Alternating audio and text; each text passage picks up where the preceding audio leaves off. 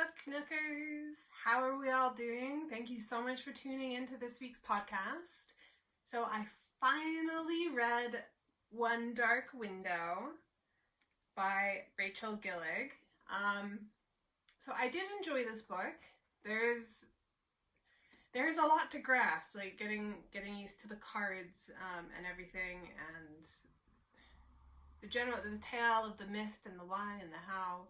There's a lot of backstory. So you have the main character, Elspeth Spindle, who has essentially a monster that lives inside her head. I won't go into too much as into the why and the how and so on and so forth. But I honestly enjoy the monster character who lives inside her head. He's kind of quirky and he makes me giggle. He has very kind of dry humor, not to mention, wow, he is a monster, so kind of dark, heartless, but still a dry humor. And he does have like this sense of protectiveness over Elspeth, even though ultimately he does want to take over her body. So the other main character is Raven, and he is cousins to the Crown Prince, and the Crown Prince is pretty brutal, quite cruel, but also cowardly, or at least cowardly without his powers. Like, he's all mouth but no action, or as long as he has his powers to hand, then like he's all hands on, but he's the first to turn tail and bugger off the other way. I will admit though, with all the hype and everything on TikTok and YouTube and Instagram, I was expecting a 5-star read. I'm gonna rate this book with 4 stars, maybe 4.25 stars. Like I said, I enjoyed it, but I did expect a little bit more with all the hype. I thought I would be a lot more engrossed, but I just struggled to really make the connections with the characters and honestly really care about what was going on. I enjoyed the nightmare inside Elspeth's head. I like that dialogue. There's a slow burn romance between Elspeth and Raven that just, it's kind of, it's there, it's not, it's there, it's not. So it's interesting. I will be reading the second book, Two Twisted Crowns. I was lucky enough to have it released to me early via NetGalley, so thank you NetGalley, much appreciated. And I very much look forward to reading that, although I know it was officially, like the book itself was officially released today, today being the 19th of October.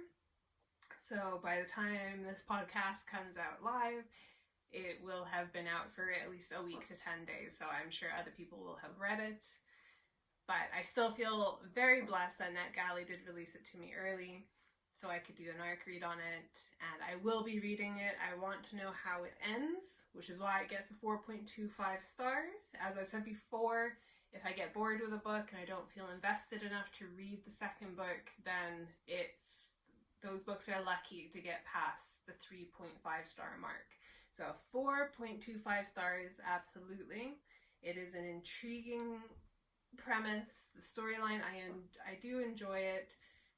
The world building is quite complex, so be prepared to do some tabbing. Well, it's not so much the world as it is the cards. The Providence cards hold so much within this world.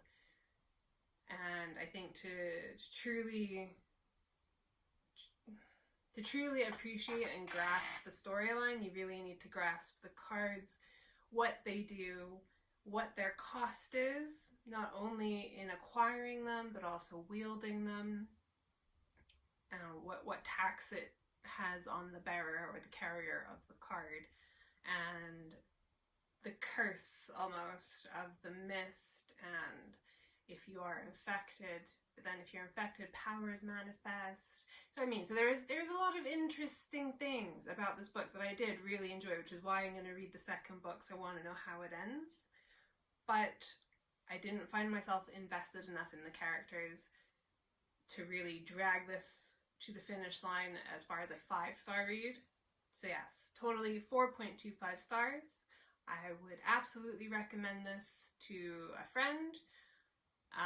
Not really one for beginners, but if you enjoy, well, just fantasy, if you enjoy some politics, and intricate sort of aspects to the world building. It's not necessarily the world itself that's intricate, but like I said, it is the setup of the card system, and the Shepherd King, and the trees being the oldest like beings on Earth and stuff. There's so much background.